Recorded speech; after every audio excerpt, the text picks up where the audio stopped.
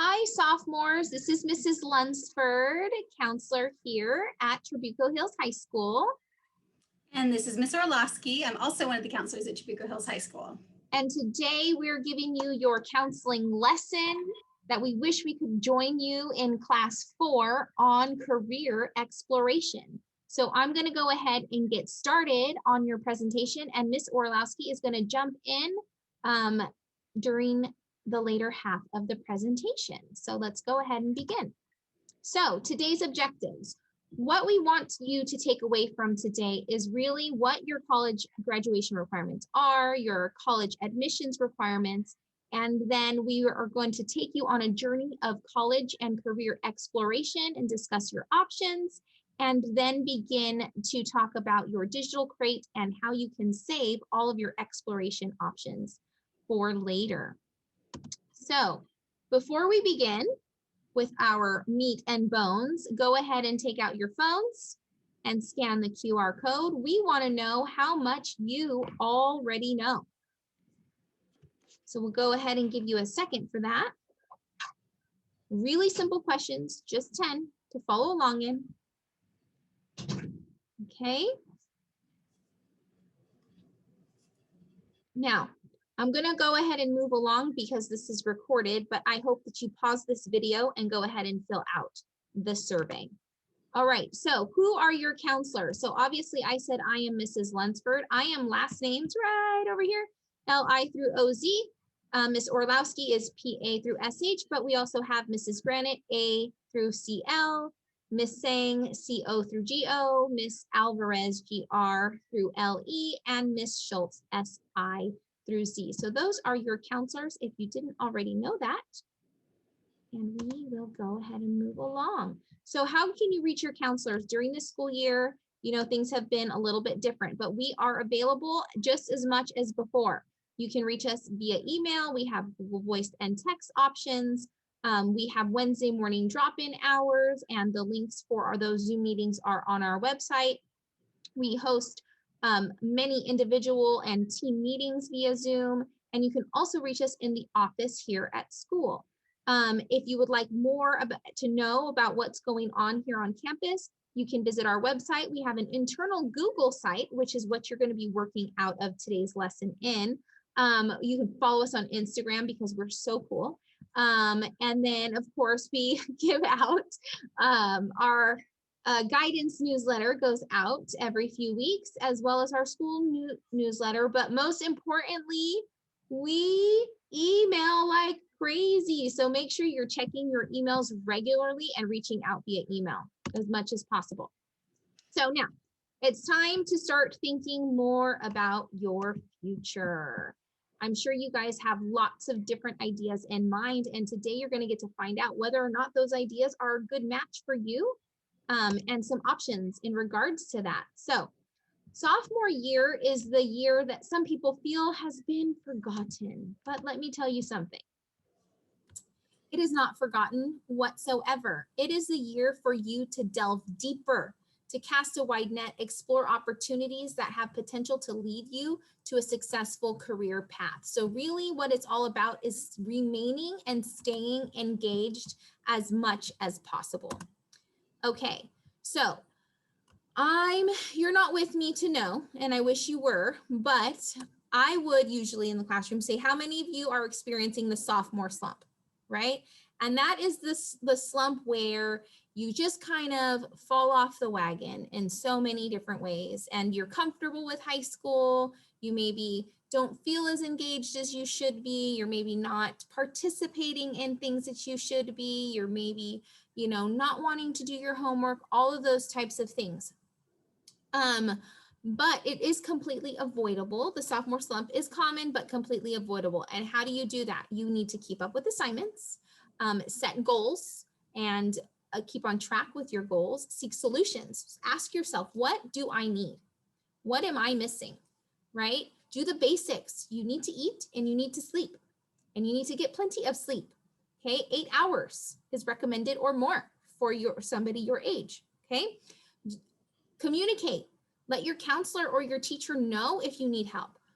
We can't read your minds, so we really need to know what's going on inside of that head of yours so that we can help you, right? Attend academic support. So obviously during distance learning and hybrid setting, we have a lot of different opportunities for you to get support from your teachers and all of that stuff, and academic support is one of them. And we highly, highly encourage you to attend academic support at least 2 times a week, if not every, all of the 4 days. Make sure you're staying involved. It's not ideal right now what we're going through, but there are still opportunities, virtual opportunities and other types of opportunities that you can, you know, talk with peers and socialize and get out there and maybe complete a project virtually that you didn't think you could possibly do. There are so many different things. And as long as you're aligning those with your interests, you'll really, really feel really proud of yourself for doing that. So learn and have fun. Hello. Those are all ways to remain engaged this year. Okay. So let's talk graduation. In order to graduate from Trabuco Hills High School, you need 220 credits. Your grades matter. They matter in so many different ways. And I know that you know that, but what it really comes down to in regards to graduation is credits. And every class is worth 5 credits. And every class that you don't pass, you don't get an opportunity to earn those credits.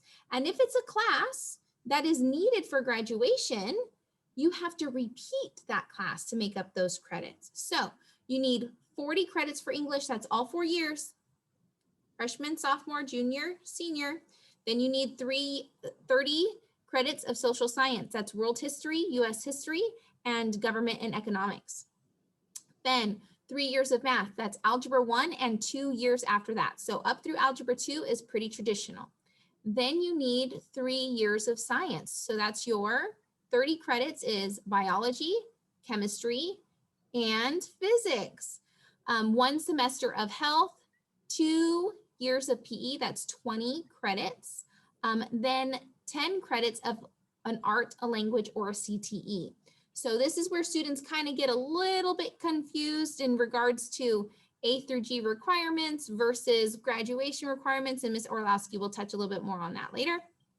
But there are a variety of courses that fit into that category. So art, language, and CTE, 1 course finishing both semesters will meet that graduation requirement. And then of course, you need your electives. So passing all of these courses and maintaining a GPA of 1.75 keeps you on track for graduation. Okay, so now, where do we go from here, right? We earn our credits and we graduate. What's next for us?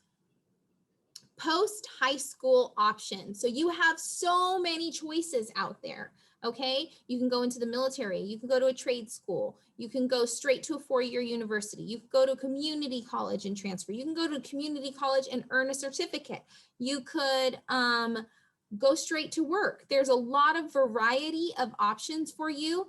The whole point is finding out which one is going to help you feel and be most successful. Okay, so types of colleges. Go ahead and take it away, Ms. Orlowski. Okay, so there are 2 types of colleges. We have the 2-year community colleges. Then we have the 4-year, also called colleges and or universities. And for the 2-year college, those are traditionally a freshman and sophomore pathway to a 4-year college or university. You can get an associate's degree, you can receive a certificate, and then you can also earn enough credits in your freshman and sophomore year to transfer to that 4-year university. Yes, where you'll get your BA. So to get to a 4-year university from a community college, you do not need to complete, and we'll talk about this a little bit later, the A through G requirements. So, but you do have to earn the transfer credits that are called IGETC. It's an acronym, it's a weird word. But once you have completed your IGETC requirements, you can transfer to UCLA, you can transfer to Berkeley, you can transfer to Stanford.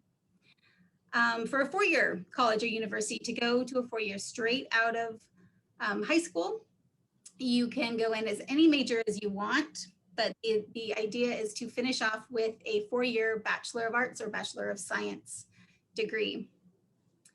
And traditionally 4 to 5 years it'll take you. Next slide. Oh, righty. Okay, so for community colleges, anyone can attend. High school diploma, or if you are 18, you can go to a community college.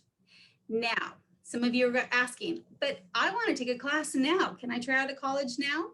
Yes, you can. You can be a high school student and you can take classes at Saddleback College. And we can even have them added to your transcript, your high school transcript here at Chibuco Hills.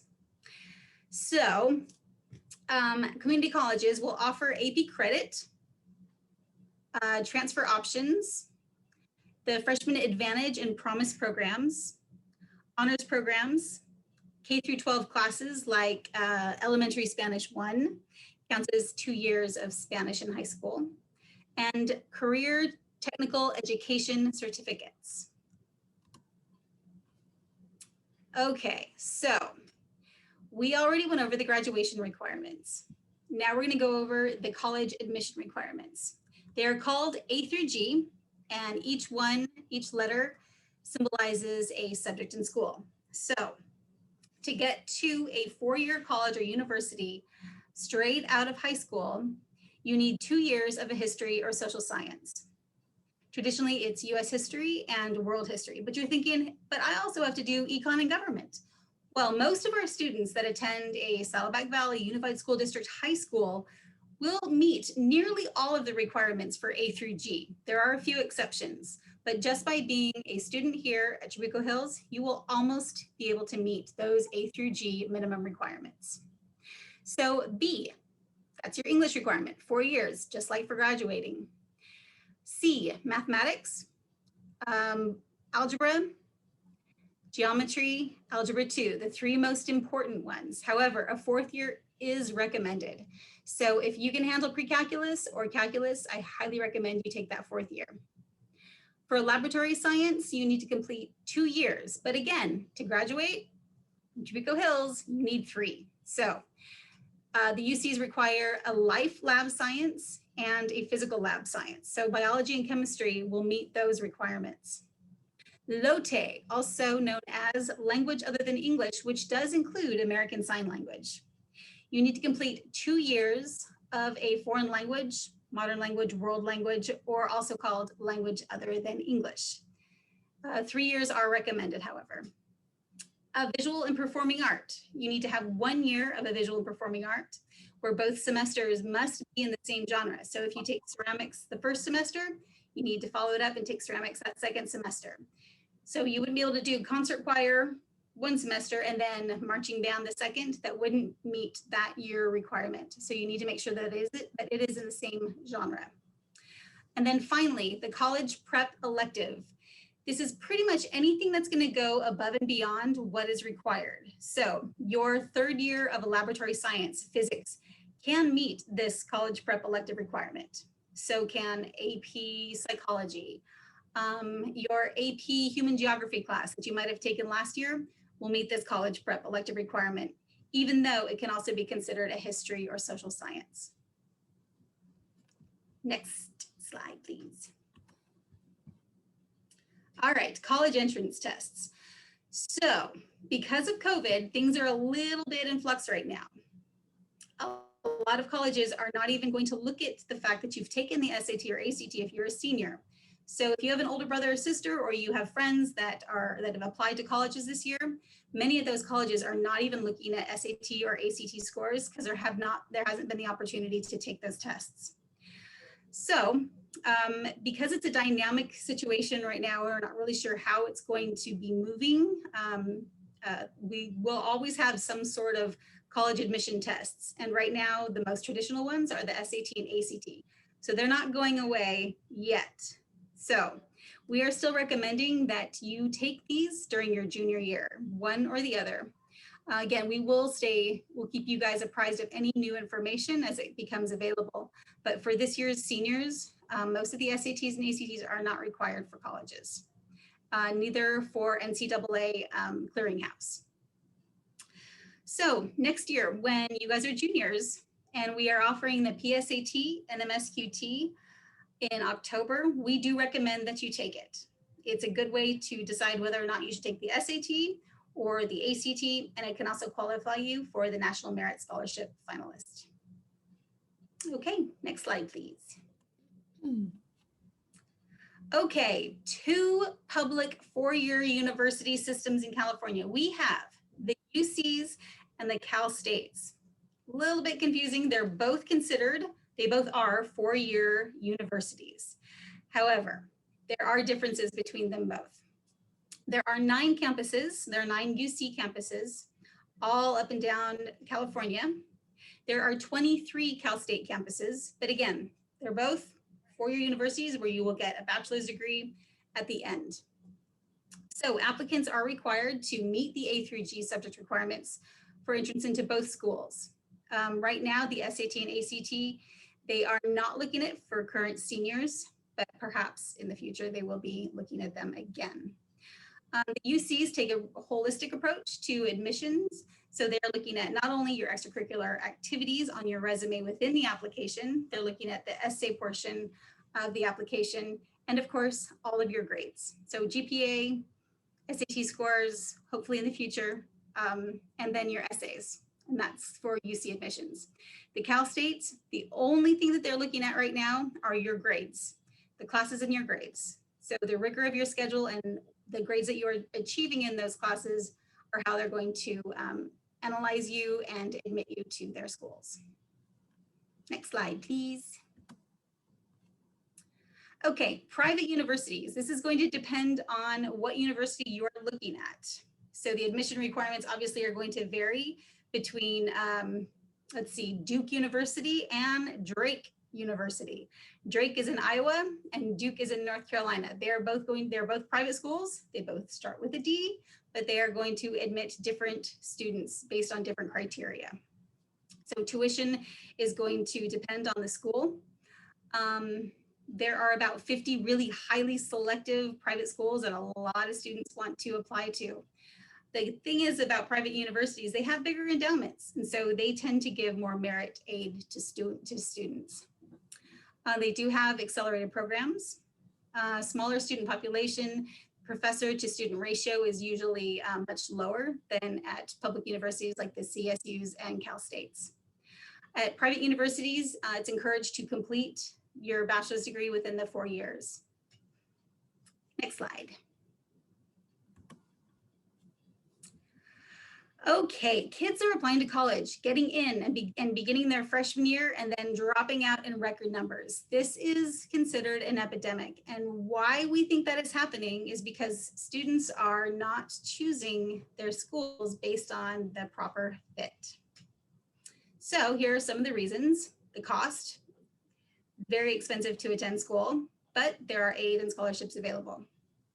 Some students just aren't ready. They're not ready to be away from home, and moving, halfway across the country is really scary, and they realize how much they missed the weather, how much they missed the parents, the friends, the whole environment of high school. And then some it's just not a good fit. It's a culture shock for some students, and they maybe attended the school based on the reputation of the school and not necessarily on how they were going to fit in there. Weather can also have an impact on whether or not students stay at their schools.